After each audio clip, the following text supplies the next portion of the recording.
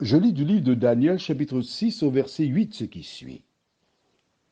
Maintenant, ô roi, confirme la défense et écrit le décret, afin qu'il soit irrévocable selon la loi des Mèdes et des Perses, qui est immuable.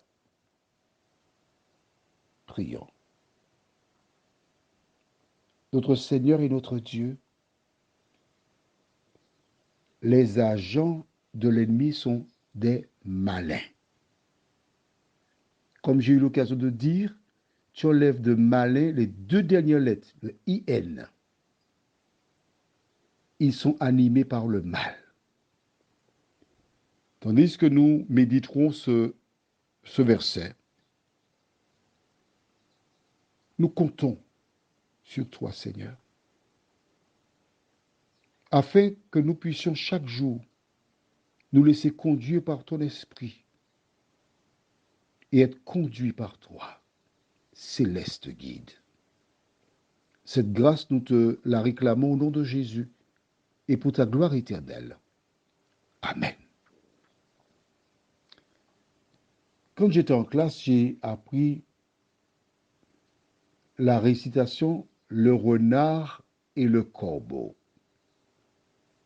Maître corbeau, sur un arbre perché, tenait en son bec un fromage. Et toutes les fois que j'entends un texte où il y a une récitation,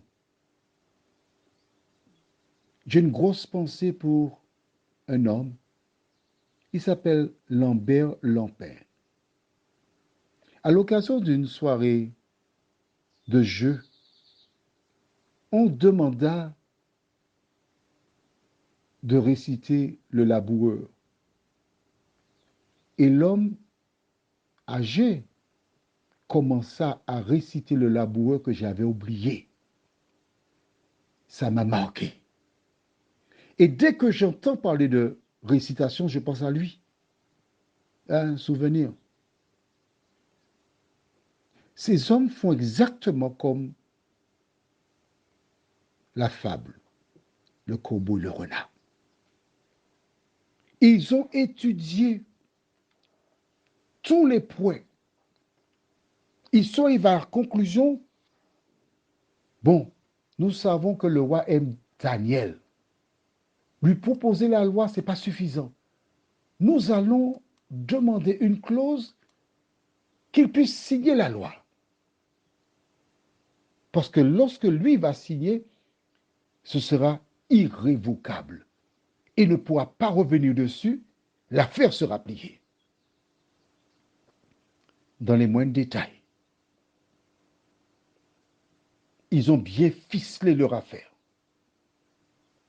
Ils ont la certitude que ça marchera. Mais je voudrais te rappeler qu'ils ont déclaré la guerre à l'Éternel des armées. Je voudrais te rappeler que si Belshazzar a été tué le jour où Dieu envoya cette extrémité de main qui a tracé sur la muraille, compté, pesé et divisé, ce Dieu est immortel. Immortel, roi des rois. Dieu suprême. Peut-il changer? Pas du tout. Je voudrais encore te dire, si tu as fait du tort à un enfant de Dieu, il est encore temps pour toi de revoir ta position. Il est encore temps pour toi de reconnaître ton erreur, de défaire ce que tu as fait, de demander à Dieu de défaire, de faire tout ce que tu peux, parce que c'est dangereux d'attaquer un enfant de l'Éternel. Prions. Notre Seigneur et notre Dieu, combien nous te sommes reconnaissants pour ta parole. Alors que ces hommes ont attaqué ton enfant à travers ta loi, Aide-nous à bien saisir ce qui se passe, à ne pas suivre leur exemple tout en priant au nom de Jésus et pour ta gloire éternelle. Amen. Je te souhaite une bonne nuit.